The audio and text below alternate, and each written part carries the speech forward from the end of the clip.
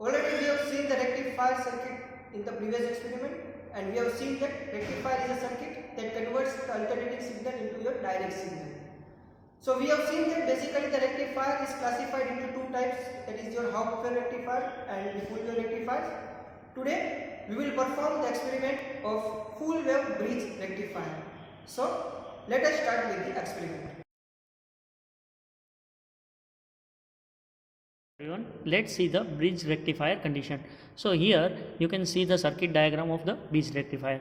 Here one AC signal, that is a 240 volt input. This is a step down transformer, will be output of 12 volt. Here you can see the 4 diode rectifier, that is a PN junction diode rectifier, and you will measure the output across this load resistance RL over here, that is the output of the signal. Let's see what are the components used in it. So this is, you can see the step down transformer which will be convert to 40 volt into the 12 volt. Here you can see the PN junction diode. Over here we are connecting 4 PN junction diode in this way, and from the a part of this center part is connected with the resistance circuit. Let's see how it is working. When we are giving the positive cycle, means that here the positive terminal at point A and negative terminal at point B. So what happens here, it is working like this. We are giving the one input signal, that is the positive signal, and here D1 diode, it is crossing the current direction on this, means it is a forward bias condition. Then D3 diode is a different current direction because it is connected with the reverse bias, so no voltage output, and VO is equal to 0. In D2 it is again connected with the forward bias condition, and we will get the output something like this, and again it is a reverse bias condition, so we will not get output. So from this two terminal we get the VO output of a half positive cycle. Again another negative cycle is connecting, so that at that time A will become the negative and B will become the positive. At that time what happened, the inverse process is happening. When D1 diode is a reverse bias condition, then current will not flow over here. D3 is behaves a forward bias condition and current will be flow over here. D2 is again in a reverse bias condition, so current will be not flown, and D4 is again forward bias condition, so that you will again get the output across this RL load resistance, and output should be like this. Let's see the circuit how it is working.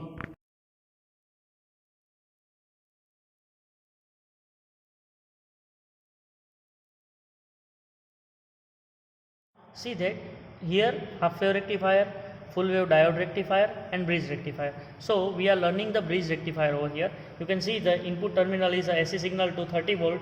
It is connected with the step down transformer, and there are the 4 diode D4, D5, D6 and D7. You can see over here, and 12 volt AC signal is measuring over here. Let's see the what is the input channel of this. So I connected it with the DFO, and you can see the input of channel in a DFO. Now let's see what is the output in a DFO. So coming back to the circuit, here I am connecting with the output terminal, so that what happens, as I explained in a working of the bridge rectifier, one diode is working as a positive, yani forward bias condition, another is a reverse bias condition, another forward and reverse, and you will get the continuous output of the signal. Let's see what is the output of the signal.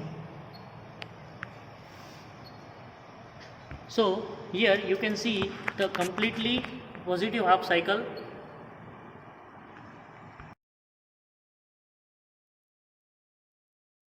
You can see the output of the bridge rectifier is a completely function half cycle, half cycle, half cycle means a full cycle generation.